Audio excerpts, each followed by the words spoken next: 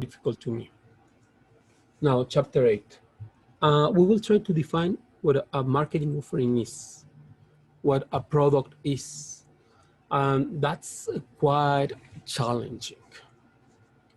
Just think about it. When you go to Starbucks, what are you doing? What are you paying for? It's $6, one decent preparation of those guys. $5, $6. Unless you are trying to just drink a nice coffee, so you don't have to pay $6. The black coffee is like $2, and is the coffee. Is if you really know about coffee, you drink that one or the other one, not the other marketing offerings. Yet everybody is asking for this 5, 6, even $8 experience. So what actually are you buying? Are you buying the coffee, or are you buying an alter ego where third parts will recognize you by your style of living? Which one are you buying? And this chapter is about that. So let's go. Let's start defining some simple definitions. So a product. One moment, man. I took a lot of notes, and I will try something crazy these days. So probably I will be able to share with you. Okay, anything that you can offer to the market if you are the producer, or if you are the consumer, anything that will bring the attention, acquisition, use, or consumption for a third party to satisfy a need or a want. Easy peasy. Something you sell to satisfy somebody else's needs and wants. And these are very broadly defined.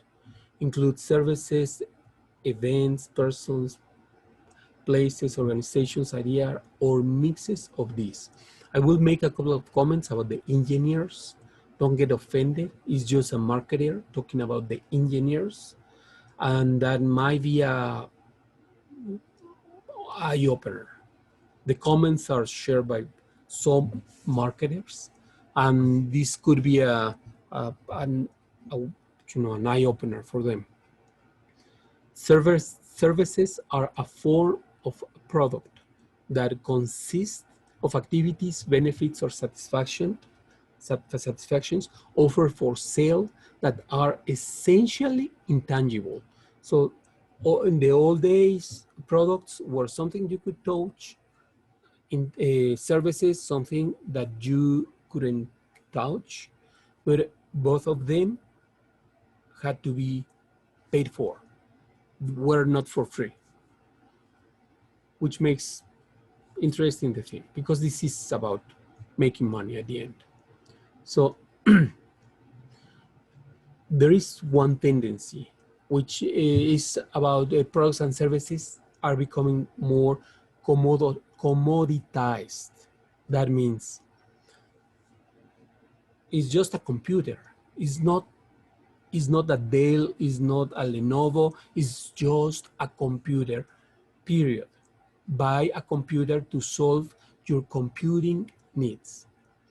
It's a car. You have heard these arguments. It's a car. It's just a car. So buy a car for whatever your needs are.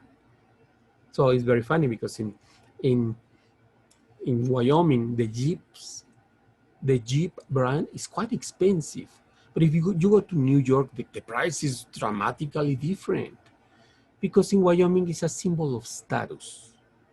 It's you really have a Jeep, so it's a good brand, it's something I can show off. But in New York, it's just another car. Nobody cares. Unless, of course, you have a limo, or you have a Maserati or something like that. Well, it's just a car. It's just a commodity. It's something to solve a need. But in general, the tendency is towards the commoditization of products and services, of marketing offerings. And that becomes very complex. because now how can you differentiate? You are just the other producer or something of something. So how can you differentiate? When the US started 30, 40 years ago, accepting marketing offerings from China, the tendency was that in the 60s and the 50s, Japan started to try to figure out how to produce things. And the big difference with China is that Japan in the 50s and 60s, they were obsessed by producing the best thing. But of course, they had to copy somewhere, from somewhere, the thing. So they had the JETRO, the Japanese JETRO, an organization funded by by the Japanese government with offices in all the major cities of the world. So these offices had as a main task to figure out if they had in their city, they had a marketing need, a product need. So in Japan, in Tokyo, in the central offices of the JETRO, they would receive phone calls from somebody calling from France, from Paris. You know what? They need stylos here. They need rulers. They need notebooks. They need tires. They need lenses. Whatever they heard in their community, in the business community of their cities. So they called Tokyo. You know, here is a marketing opportunity. So try to figure out in Japan what to do. So the JETRO would communicate with the industrial groups and tell them, you know what, we know now, today, they need pencils in Paris. Who can produce those things? And they would say, well, I don't know how to produce it, but I can copy. So they would bring as much as they could knowledge from all over the world, how to produce pencils. So in the 50s, 60s, 70s, Japan just keep copying everybody. But there was a very important factor. When Japan learned how to copy everybody, how to do things, including cars, Honda, Toyota, Nissan, they were trying to figure out how to do it. So they didn't stop there. 50s, 60s, 70s, they copy whatever they were offering. They were known to be cheap, bad products, the Japanese products of those years. But in the middle of the 70s, 80s, 90s, they started to improving and they decided to differentiate their marketing offerings such a way that today you think about a product made in Japan means quality, but it didn't happen in that way before. But when it happened to China, when it happened to China, China just kept copying, and in rare occasions, they decided to differentiate by quality, to build on whatever they learned.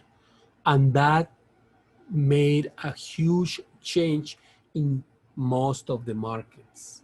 They they were one of the boosts in the diverse industries about the commoditization of the marketing offerings.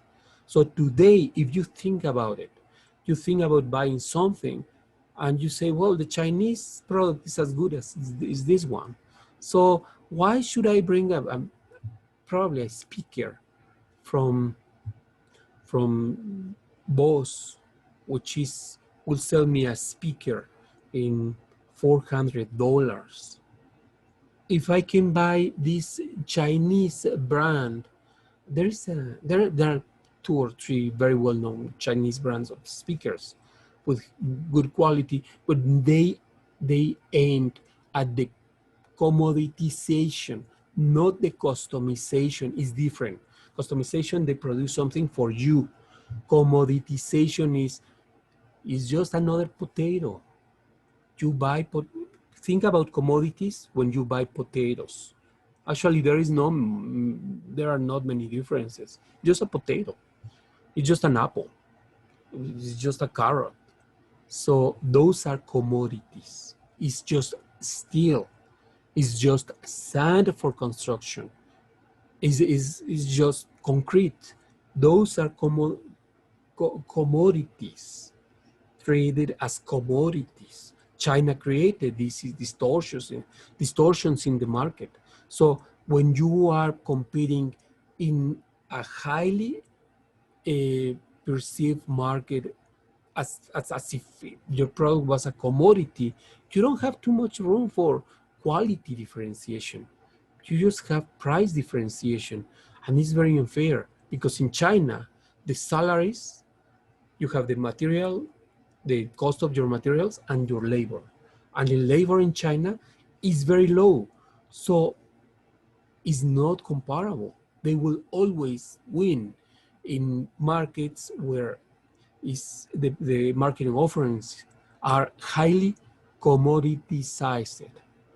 Now, let me move from here. This is very interesting stuff because we're talking now about the country strategy to gain markets. Why you want to gain markets? Because you want the money to come to you. You don't want the money going anywhere but to your pockets. Now,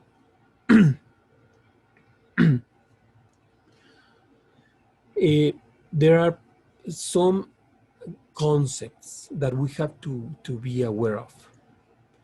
When you are planning a product, just think about your customer, their core customer value. What is the customer looking for?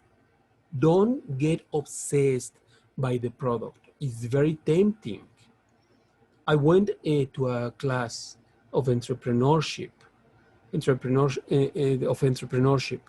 and it was kind of a seminar, and I was the weird bug in the classroom because all of them were engineers, and it was very shocking to me. I realized they were much more smarter than me, technically speaking. But they were so far much more naive than myself. Each of them brought an invention, a wonderful invention. How to distribute, for example, one of them, how to distribute better the light in a room, for example. How to save water, how to create new devices for your car to run more efficiently. When I asked each of them, I had the opportunity to talk to each of them. And I asked them, okay, which one is your market? To whom are you going to sell it? Well, it's not obvious. It's self-explanatory. All of them told me, whatever I did that took me 3 years is self-explanatory. No, it's not. It's not. Actually, it was very hard to me because I was asked my opinion. Actually, nobody cares. Really, nobody cares. If you find a way to save Earth, nobody cares. Only is important if people look at you and tell you, help us, please help us. So it will be different. You have a market. But if nobody cares, you don't have a market. And actually it's happening a lot today. For example, with the fires in California. Many people don't care. And you could come up with a solution which is not only a technical solution, but also financial solution. A lot of vineyards have went bankrupt with these fires.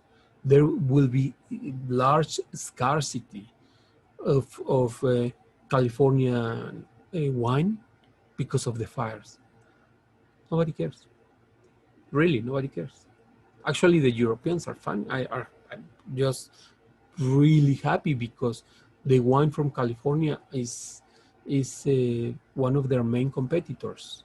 But guess what? They are burned to the ground, and many people don't care. So probably you don't have the solution to. Probably you don't have any solution, the technical solution how to extinguish the fires. And if you have it and you don't know why governments are not taking your solution, it's probably because you don't know how to sell it.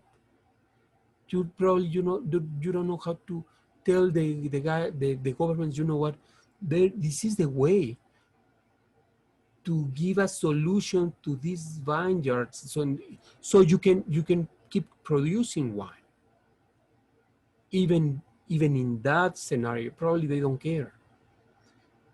But if you talk about money and you say create an incentive towards a tax deduction, such a way that if they implement this thing, they will have these tax benefits. So my probably you will create a market. This is to tell you this. Doesn't matter if you have the best product of the world. If nobody cares, you have nothing. You have a nice invention that will stay at your basement, and your mother will be very happy, very proud of you. Period. You have to sell whatever you are inventing, whatever you are selling, whatever you are doing. So you have the actual product, which is whatever you sell. But you also could have an augmented product. And this augmented product is not only the thing, but also all the services that are behind the thing. So when you buy something, for example, Breville, I think I told you about Breville before. Breville tried to mask themselves as a French producer of high cuisine hardware. Very, very expensive. But actually they are Australians. They are not French. Breville, yes, is in French. It's a French word, but it's in. They are Australians. They are trying to hide before an image to sneak in the market, and they have been doing that pretty well. But the main problem of them is that they don't have a service network. So your Breville fails in the US, and their customer service really sucks. Really sucks. A very good example of how you have to conceive whatever product you are defining is in the automotive industry. When the Toyota went to all Latin America, they established their their network, their service network, before selling the first car. 5 years before selling the first car, Toyota was in Latin America in that way. They have these dealers with no work because there were no Toyotas in Latin America. But they had the dealers with all the workshops, everything well equipped, and most importantly, all the people with really good training programs. In contrast, when Peugeot Citroën, the French car maker that you probably don't know, is I believe they are the third or the fourth largest car maker of the world. When they went into Latin America, they started nilly-willy selling cars. And I saw, because I was somehow financial statements, financial reports went to me. one engine failed, so they had to repair it, and they needed a part.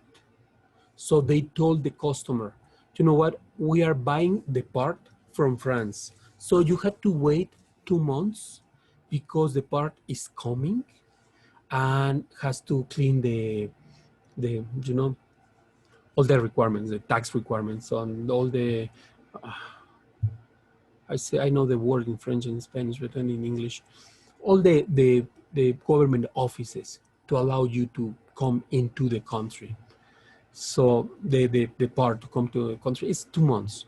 I did a calculation of in average how much time took in one of the countries in Latin America to repair a Peugeot Citroën car. The average was 5 months. So if somebody bumped into your car and crash a flashlight, your expectation of waiting for the repairing of your car was 5 months, which is insane. So this is to tell you this. The actual product is as important as the augmented product.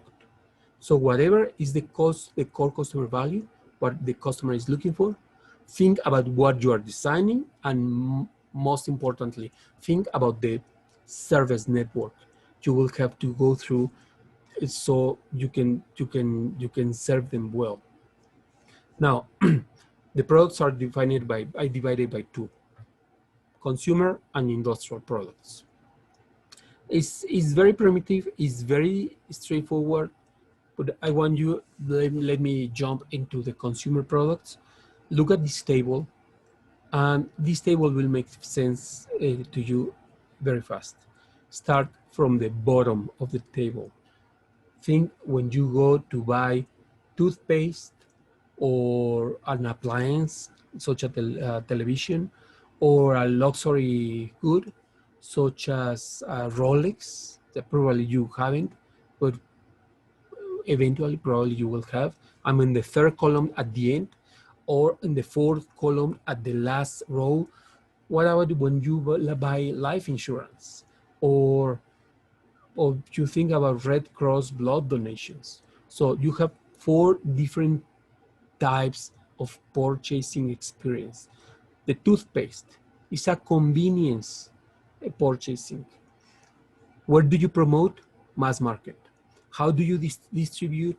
Everywhere. Which price? The lowest price. It's a commodity. Everywhere. Lowest price. Just make it available. What about the shopping product? That was the convenience product, the shopping product.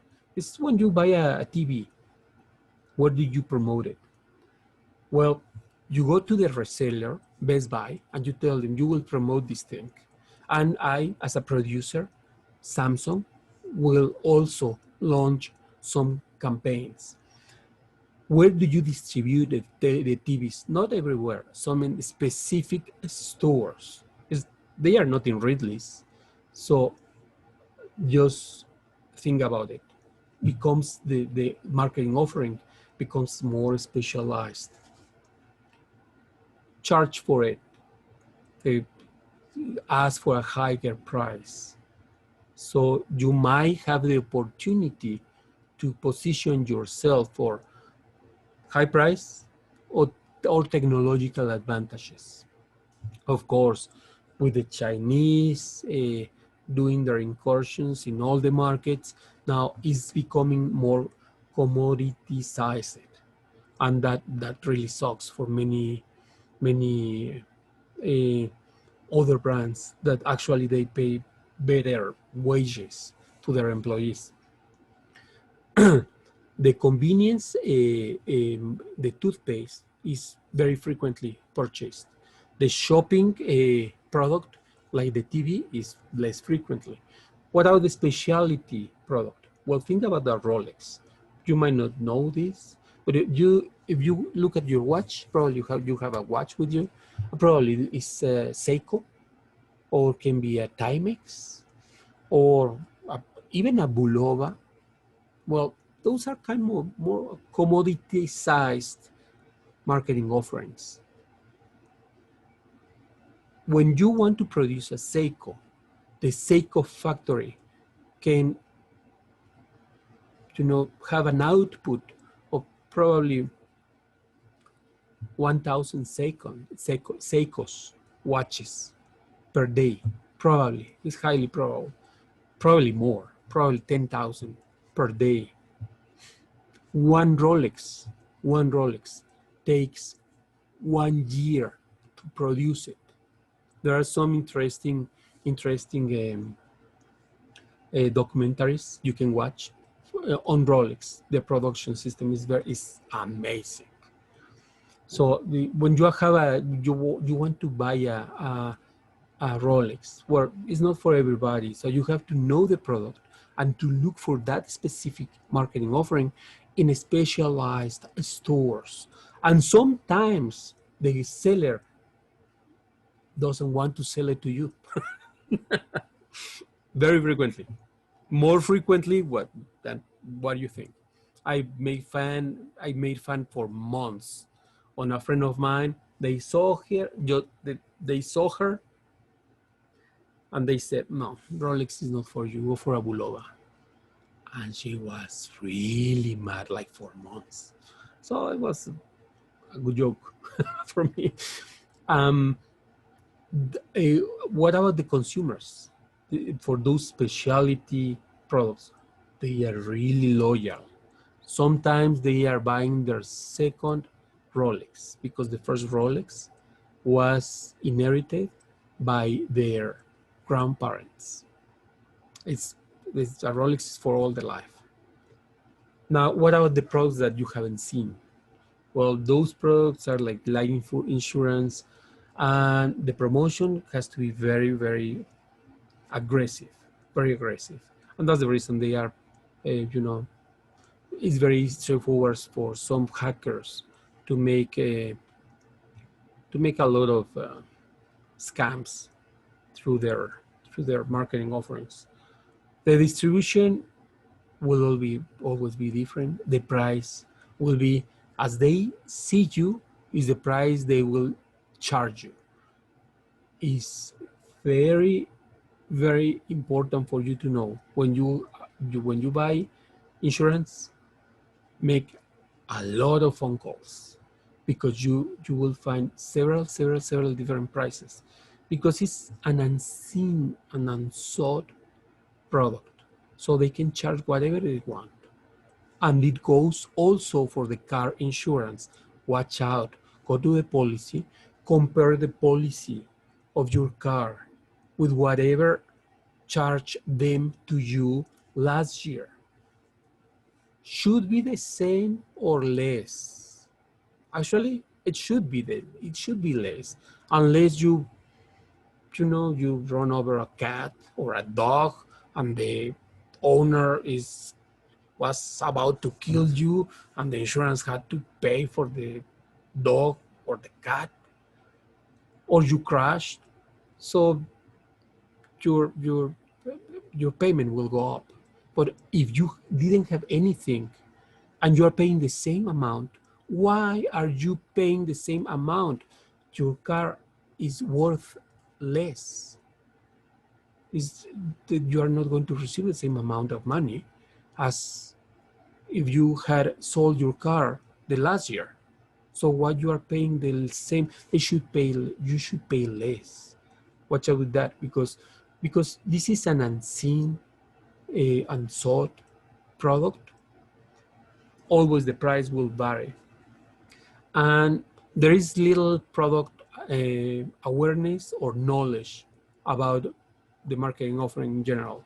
So that's the reason these guys so easily go for you. Let me change to this slide. Now, the industrial product. What is an industrial product? Well, it's very straightforward. Okay, we need an additional slide here. Industrial product is straightforward. Materials that producers buy for whatever reason, either for producing something of some marketing offering they need, or just to improve a little marketing offering they are already reselling. So it's materials and parts, capital items, that means the machinery, some installations, some accessory equipment that is necessary for their production. Later, we will talk about capital markets and how we actually in marketing are the price setters. We are who define the price value of a corporation. It's not going to be engineering, I'm sorry. It's not going to be finance. It's us who will tell the new buyer of a corporation how much you will pay for that company. Yes. Guess what? We don't even know about synthetic markets. We don't intertemporal decisions, as said by the economist, or the return on investments. We don't talk too much about that, but we put the price, and that's the important thing, through the brand equity that is known by the accountants as the goodwill. That goodwill thing that when you have financial statements in your accounting class, always in accounting 1, they will tell you, goodwill, don't listen at it. It's just there. It's like the bottom belly. It doesn't help, doesn't harm. It's just there. Well, it's not true. That's not completely true. Actually, that's the main criterion to sell your corporation, to sell the whole company to somebody else. Today, they are trying to sell JCPenney, and the financial analyst is mainly looking at the goodwill. That's, of course, the financial composition, the ratios, yes, the cash flow, because the cash flow is king, yes, but that sole line in the balance sheet will tell you how much is worth it, the whole thing that you are going to buy. That sole line. It's kind of a magical summary.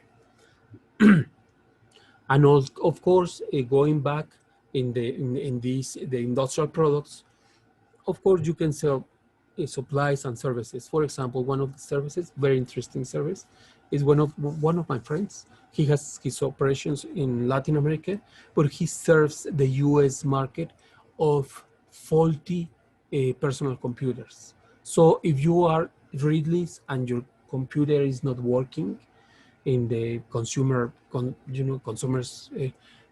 service department, the computer is not working, you call the guy, and the guy will call his guy, and his guy goes to Readly and fixes the computer. That's his business. And when you call, you don't realize you're calling to Brazil. That happens. Now, before this slide, we were talking about B2C, business to customer. Now we are talking about B2B. Now, one moment, please. Yes, well, we go fast, don't worry. Okay. Some basic concepts. We cannot fly because we have to, take the inertia in the road to start flying.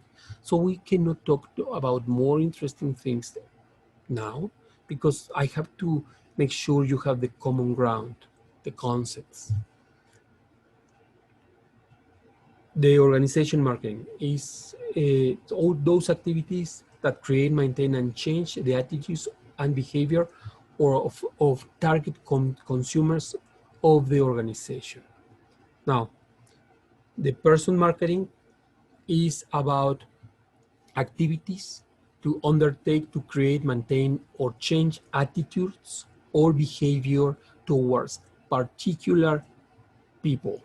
So you market to organizations into B2B, or when you learn about the purchasing committee, the buying committee. So, and you start learning about who is inside of that committee. So now you start marketing to that guy specifically. Or you have place marketing. You decide to go to a specific place, a geographic place, or a specific plaza, and you start promoting there the marketing offering. There is an additional concept which is the social marketing.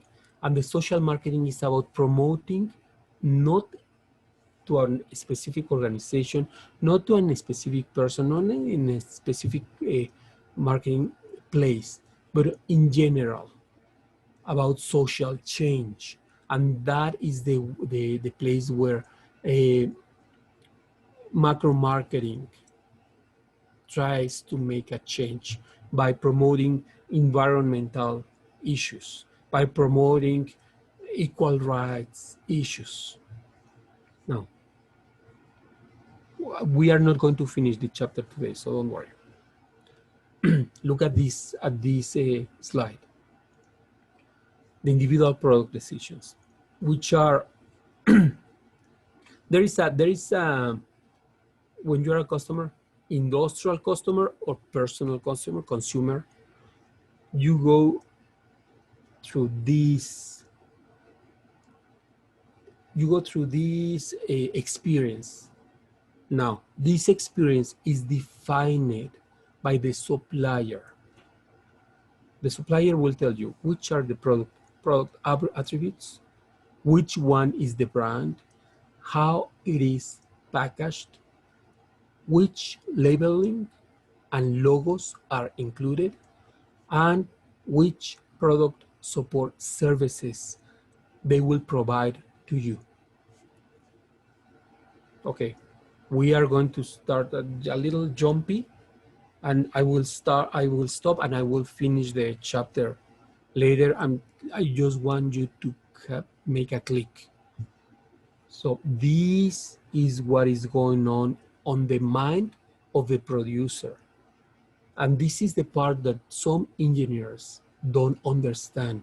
They think, oh, marketing is piece of cake. Oh, really? So why you fail?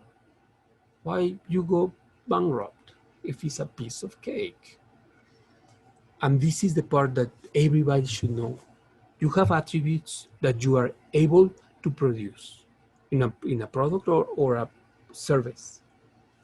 Brand it,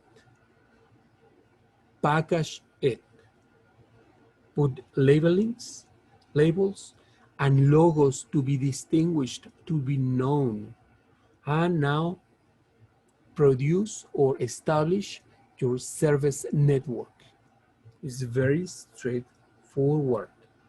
You were born, you got your surname, you went into a social class with a defined social network, either your family or somebody else.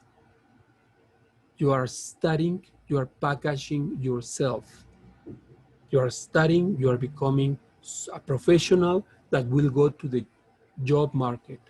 You will get an important label, and you will have the cowboy in your forehead.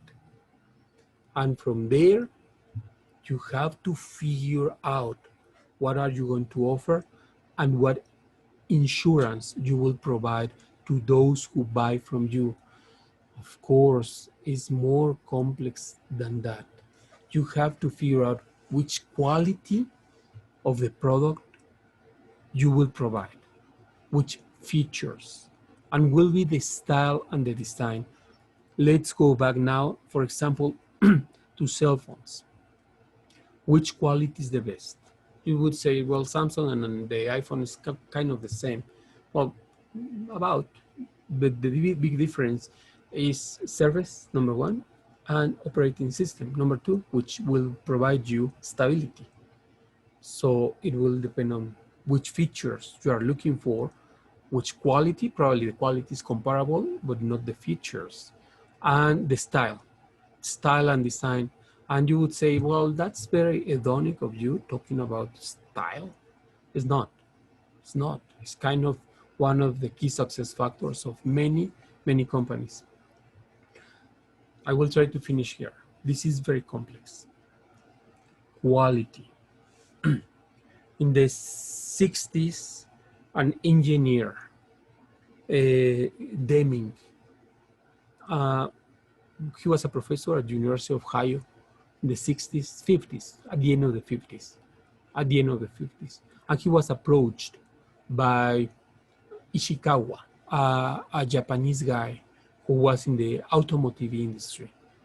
Deming had published in 1958 a book called Sum of Sampling Theory. That was the name of the book, Sum of Sampling Theory. The book is 1,000 pages, and it's just about sampling methods. So Ishikawa came from Japan, sent by the JETRO, the Japanese JETRO that I told you before. And he talked to Ishikawa, and I told him, so talking about sampling, because statistics is a very young thing. It's kind of, Bayesian analysis has been around for 200 years, but statistics, as you are studying statistics now, they have been around from the 20s, like 100 years old. In actual applications, for example, for polling purposes, in the 60s, is very new. Mathematics is a 5,000-year profession. Statistics actually uses is like 60 years old. It's very young. So in 58, Ishikawa approached Deming and told him, you know what? So if you run samples, Ishikawa was an engineer. If you run samples, you could figure out how to control a production of something, right? And Deming told him, yeah, no, yes, oh yes. What about if you teach us? Please teach us how to do whatever you are saying, but in a production line, in an actual thing working, not just theoretically. So Deming agreed, and Deming and Ishikawa created what is called the quality control processes or analysis. And from there derived the total quality management. And the total quality management is about, that is ISO. And it's when you want to have a certification, if you take a product and you read the product, you might find in the label ISO 9000, ISO 9015, 9000 something, 6000, 16,000. There are many numbers, many numbers. And ISO will tell you this. You see this product is identical. If you buy this pen, will be identical or reasonably identical to the next pen you buy. You may say, oh, but you know, this pen breaks from here. It gets broken very easily. So the engineers will tell you, oh, yeah, oh, yeah, oh, yes. That's planned obsolescence. ISO doesn't guarantee you to buy the best product.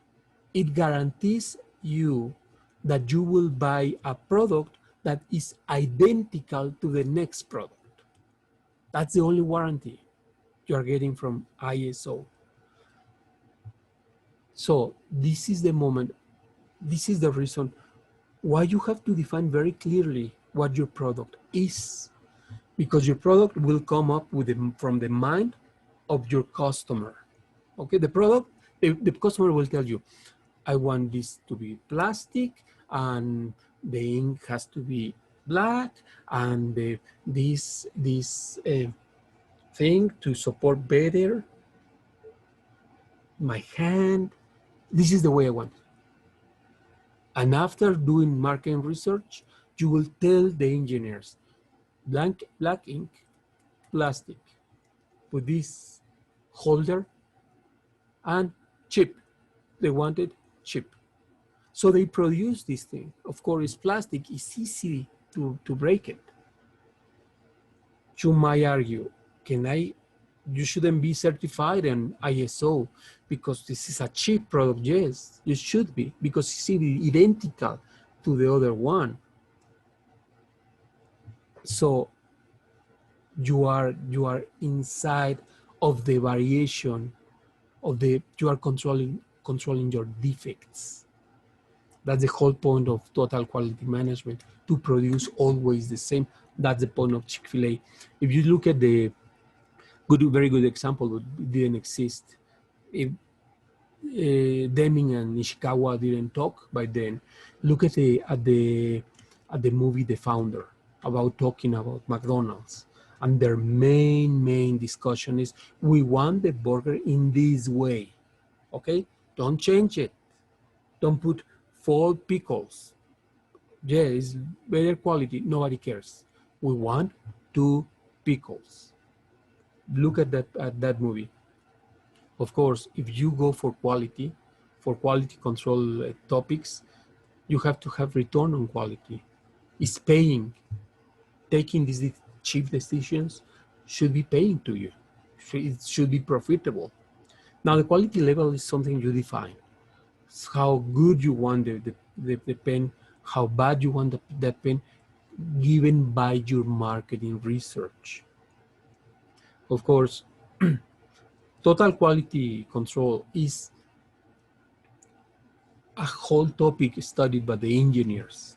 There are even master's degrees on this topic. What you have to know is, you want your production line to be always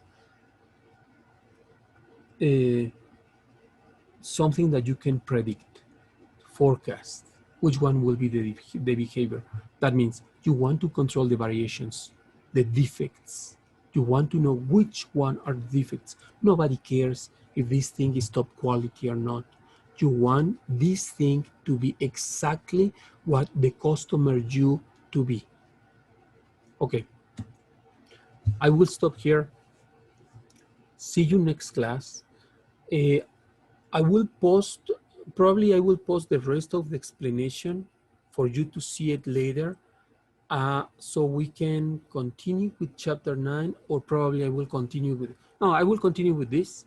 And chapter 9, we will talk about chapter 9, and at the end of chapter 9 will be posted on YouTube. Do you have any questions? I've got a question, Professor. Yes, Nicole. So the ISO, is that something that you have to purchase for your products? Like, is it a certification that you have? It's a mess. It's a mess. It's kind of it's very painful.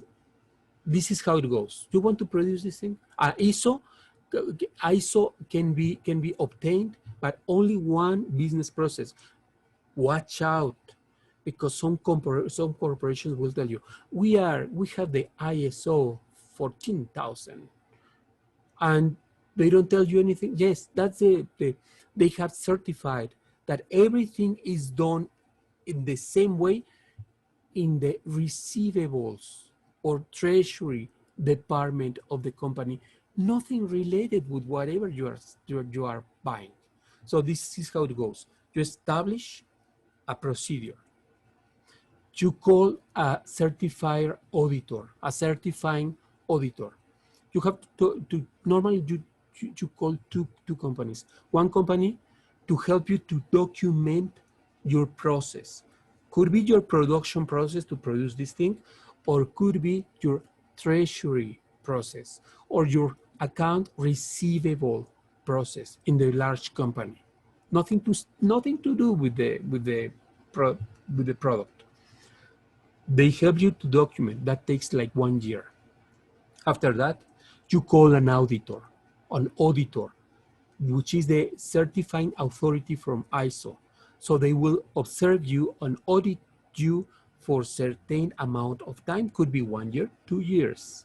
And after the second or the third year, if everything goes smoothly and you can show them you control the variations, so you get your ISO. But it's tough, it's inexpensive, very expensive, and watch out, because they are obliged by law. When if they show you this product and it says ISO certified, should be the production process, not an administrative process. But they certify administrative processes to sell to investors. And so if you are an investor, they will tell you, hey, we have the ISO 14,000. And because everybody's lazy to look in the internet, what the hell is that? Everybody bites, but it's not. Watch out, it's not what you are thinking. Somebody else? More questions? Okay, guys, it was a pleasure. I'm sorry boring you with all this stuff, but it's necessary. You have to have these skills. And so I will see you next class. Thank you very much. Thank you. Thank you.